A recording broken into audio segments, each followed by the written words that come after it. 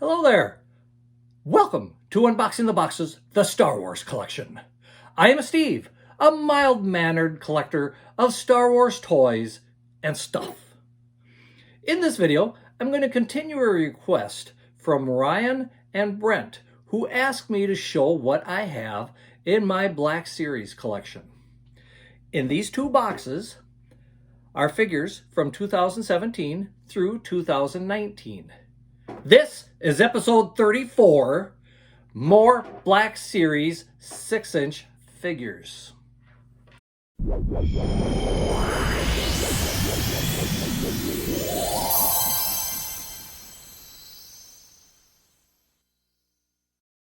I would like to begin by thanking those of you who have chosen to watch this video. And I would also like to thank those of you who have liked the videos and who have subscribed to this channel. Thank you. In this video, we are going to see what I have in Black Series figures from 2017 through 2019. This time, they are not all in the black and red packaging. No, this time we got a few of them are going to be a little different. Let's find out which ones I have.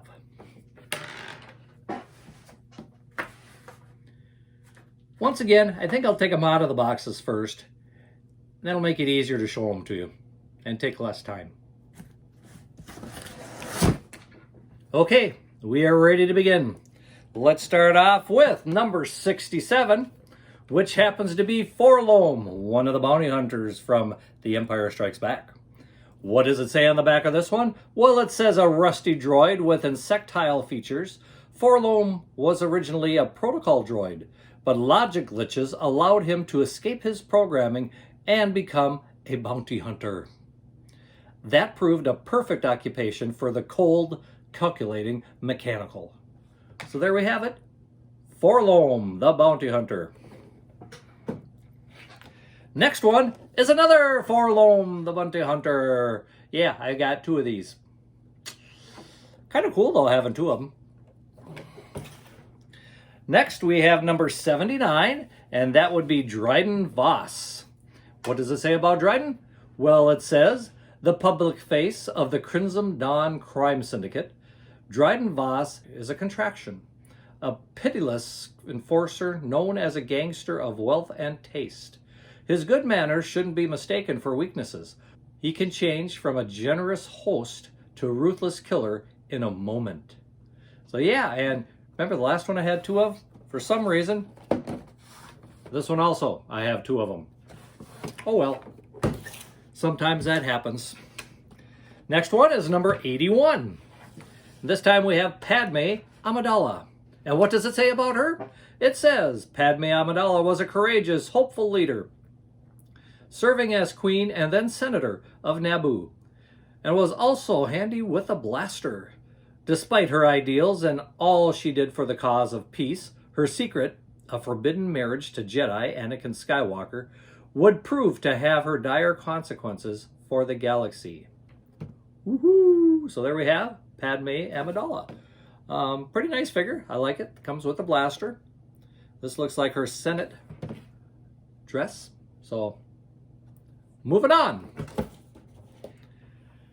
Next, we are moving toward the sequel series, and we start off with Supreme Leader Kylo Ren. And you'll notice this one happens to be a different box. Yes, instead of black and red, now we have white and red. And why is that? Well, I'm not sure, but it does have a little logo here that says this is the first edition or premiere edition. And I have absolutely no idea what that means, except that the packaging is different.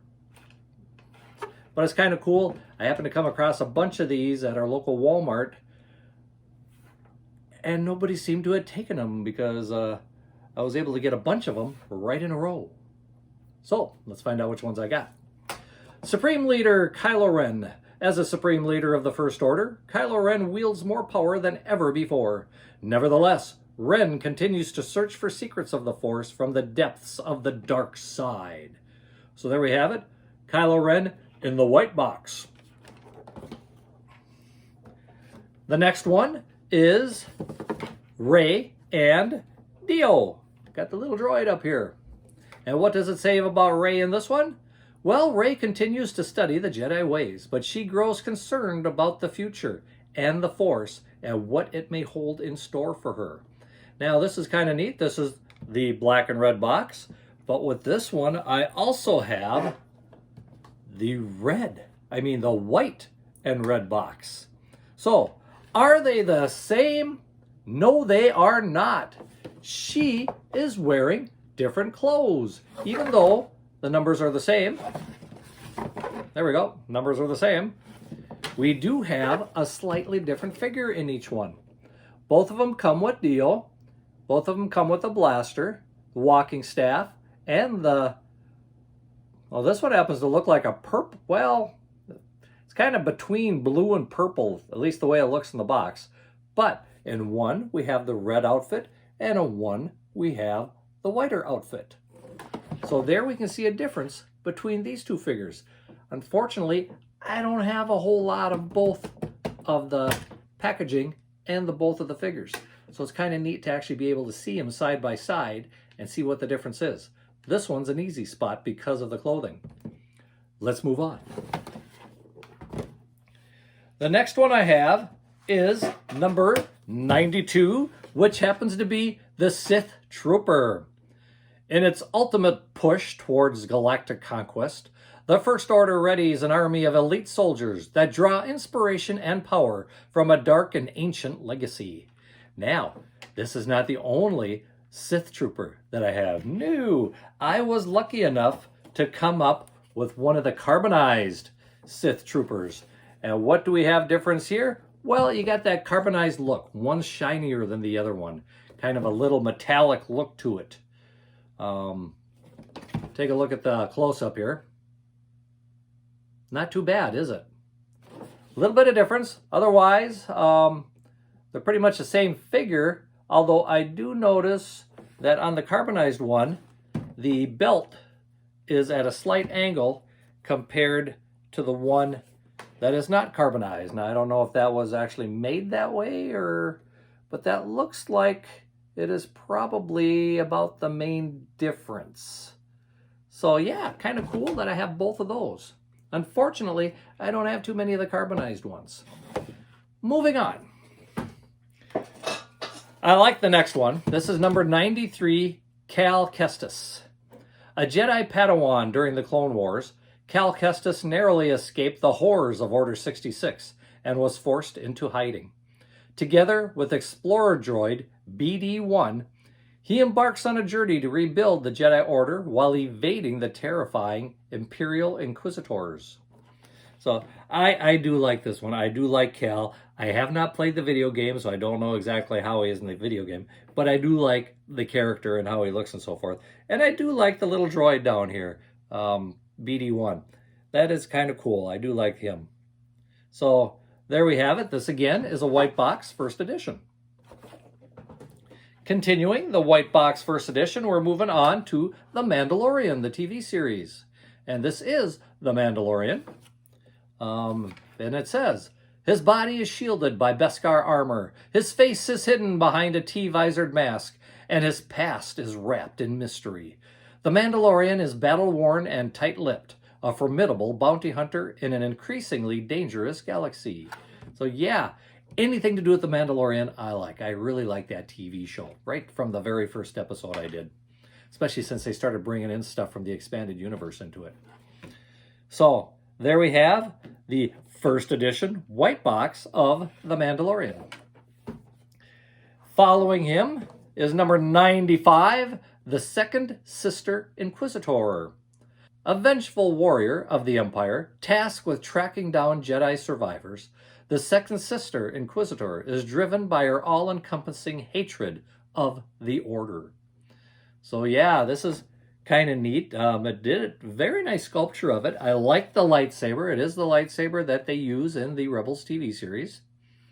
And once again, the white box. So first edition again. If you know what the difference between first edition and the black boxes are, could you just leave a comment below? I haven't done any research into that yet. So it'd be kind of neat to see what the real differences are. Other than we know with Rey, it was a slightly different clothing line that she's wearing. The Black Inquisitor is pretty much black, so what would be different? Well, moving on. The next one is the Jawa, and this is the off-world Jawa, once again from The Mandalorian, number 96, and it says, ships traveling to and from Tatooine have resulted in some Jawas leaving their desert homeworld. Those that do arrive on new planets continue their old habits in their new surroundings, but their obsessive need for technology still drives them. So yeah, this is once again, white box, first edition. We do have a cloth cape on this Jawa, along with a couple different type of blasters there. So there we have it, the off-world Jawa. The last one of this box is number 97, the First Order Stormtrooper.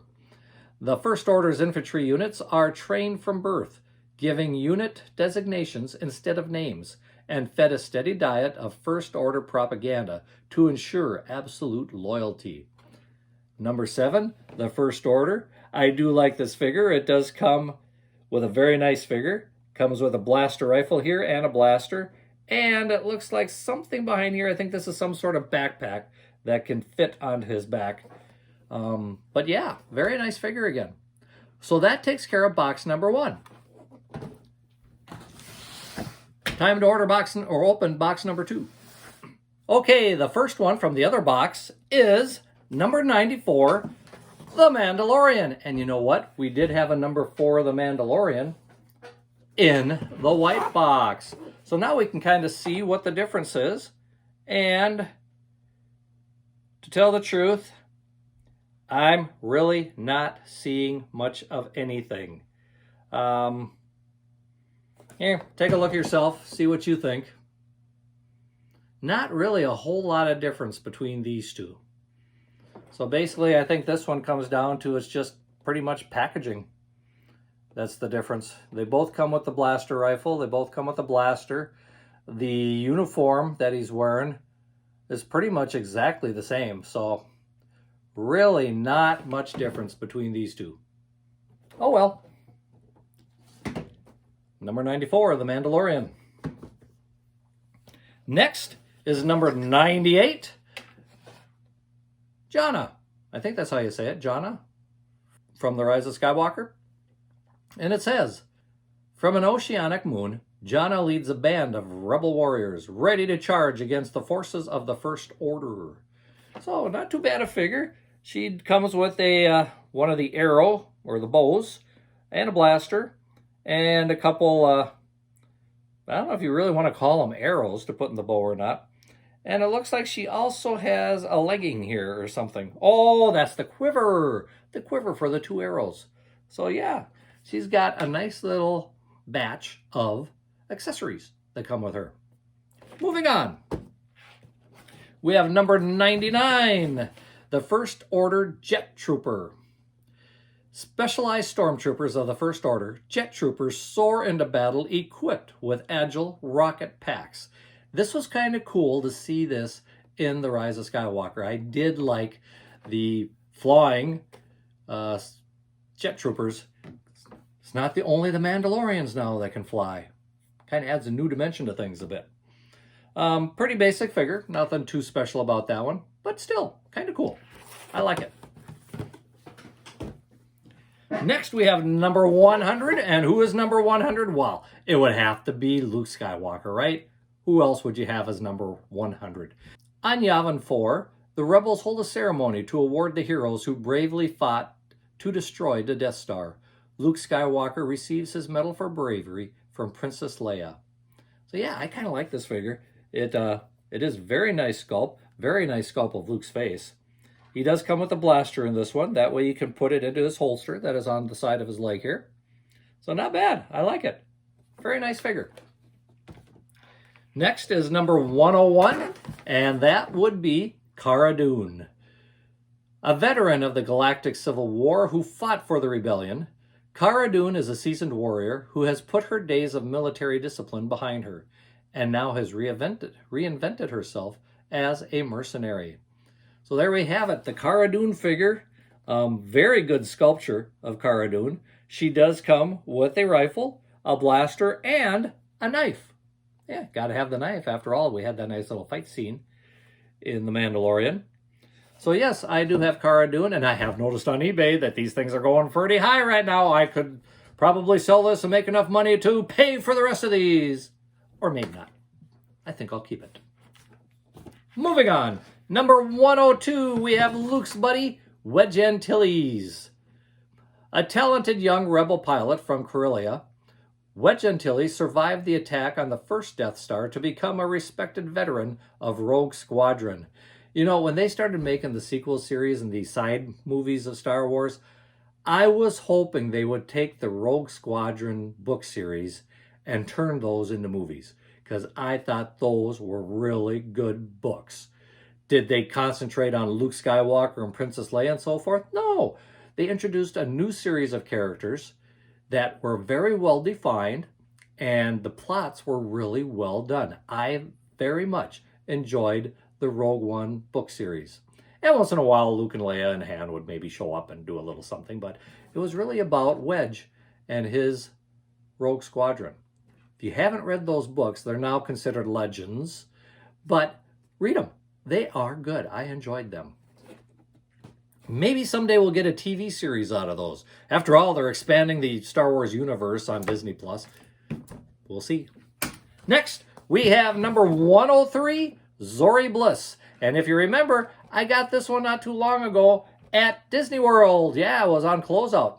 Luckily, I was able to fill in my spot because I did not have this one in my collection. And for Zory Bliss, it says, "It is difficult for scoundrels to remain neutral in a war between the First Order and Resistance, and Zory Bliss and the space runners of Kijimi must soon take a side." So there we have it, Zory Bliss. Nice figure. Moving on. Number 105 would be the next one, and this is one of the Knights of Ren, an enclave of masked warriors wielding distinct weapons for ranged and close quarters combat. The Knights of Ren are elite, fearsome enforcers of Kylo Ren. So yeah, this is just one of them, of course. We have a nice rifle here. We have a blaster. And as far as his cape go, it looks like it's made out of plastic. So not a cloth one on that one. Nice figure, though. Moving on, we have number 107, Count Dooku from the prequel series. Count Dooku was a menacing Sith Lord and central figure in the Clone Wars. Once a Jedi, he became disillusioned with the Jedi Order and thirsted for greater power. What did you think of Count Dooku in the prequel series? I liked him. He was a fairly good villain. In this one, basically, we do have his lightsaber here with the curved hilt, and there is something off to the side here that I can't really make out what it is. It might be something to put over the lightsaber to kind of blur it a little bit as if he was moving. But very well done figure. A very good likeness of the actor. So, not bad. I do like this figure. But we need to move on. So let's go on next to number 108, the Battle Droid from Geonosis. Rather than use flesh and blood warriors, the Separatists prefer tall, thin battle droids to serve as mindless, disloyal soldiers that are easily controlled. So, yeah, very nice figure of the battle droid. As you can see, he is not the beige color here. This is a Geonosis battle droid. He does come with a blaster, kind of a short blaster rifle, and a communicator, the radio. So, nice little figure there. I could see somebody having about 20 of these and making a nice diorama from Geonosis. Only a few left. Here is number 101, and it's Anakin Skywalker, Padawan. A hero of the Clone Wars, Anakin was caring and compassionate, but also had a fear of loss that would prove to be his downfall. So yeah, this is a very nice picture, a very nice figure of Anakin Skywalker as far as the Padawan goes. Very young looking. Does come with his blue lightsaber. And that seems to be about the only accessory that comes with this one. So there we go, Anakin Skywalker. I've got 4 more, And these 4 are not numbered. They are more like special edition or special figures, if you want to call it that. And the first one is C-3PO. C-3PO is a droid programmed for etiquette and protocol. Over the years, he was involved in some of the galaxy's most thrilling battles and is fluent in more than 7 million forms of communication. So there we have it. C-3PO, he does have the silver leg down here. So this is from the original series. Other than that, there's not really, I don't really see a whole lot special about him. Other than that, he's C-3PO. So why they did not give him a number, I am not sure. No number, but we do have C-3PO. The next one, we got someone to go along with Forlom. Remember, he was at the beginning of the show? Well, here we got Zuckus. A grand bounty hunter, Zuckus heeded the Emperor's call for mercenaries to locate the Millennium Falcon and bring her fugitive crew to justice, receiving his orders on the bridge of Darth Vader's Superstar Destroyer. So here again, it is not a numbered figure, just, I suppose, a special edition or something. It looks like his cape is actually a cloth cape, which is kind of nice. He does come with a blaster. But other than that, we put him with Forlom, and we've got a bounty hunting team. So what do you think of this one? 2 more to go. This is a heavy one. This happens to be Chewbacca. A mighty Wookiee, nearly 2 centuries old, Chewbacca has fallen upon hard times during this age of the expanding empire. So here we got a Chewbacca, and this is the Chewbacca from the Solo movie. As this one, he does come with a big blaster rifle, but he also comes with goggles. So, heavy figure, but then the Chewbacca ones usually are. And I'm a fan of Chewbacca, so I really like being able to add this one to the collection. It is a very nice figure. Last one, can you guess who the last one is? Once again, not a number figured, but it is the Clone Commander Obi-Wan Kenobi in his Clone Commander armor. The legendary Jedi Master, Obi-Wan Kenobi, was a noble man and gifted in the ways of the Force. He trained Anakin Skywalker, served as general in the Republic Army during the Clone Wars, and guided Luke Skywalker as a mentor. So yes, this Obi-Wan Kenobi, of course, is based off of Ewan McGregor. There again, his, if you want to call it a robe or a sash, or I don't know what you'd call it. It's kind of a half a robe, but it is cloth. Cloth one, which allows you to move the arms a bit more than probably otherwise would be done. It does come with his lightsaber, and that seems to be about the only, I think that's about the only thing, at least that's the only thing I can see offhand. But once again, a very nice sculpt and a very nice figure. So there we have it, just some of the action figures that are in the Black Series that I have. Like I said, this is from 2017 through 2019. Which one of these has been your favorite? Leave a comment below. Let me know which ones you liked and which ones you didn't like. Pick one of each. Your favorite one, your least favorite one. And granted, yes, I know I'm missing a lot of them, but not as many in this series as I did in the first video. So there we go. We're going to call her quits. That's enough for this video. It's getting long enough. So, once again, I invite you to hit that like button, subscribe to the channel, and share it with your friends. Let's see if we can get the numbers up. And you know what? I have to thank you all that have subscribed. We are over 165 subscribers now. We're inching up to that 200 mark, which I think when I get to 200, I'm going to bring out something special that you have not seen in these videos yet.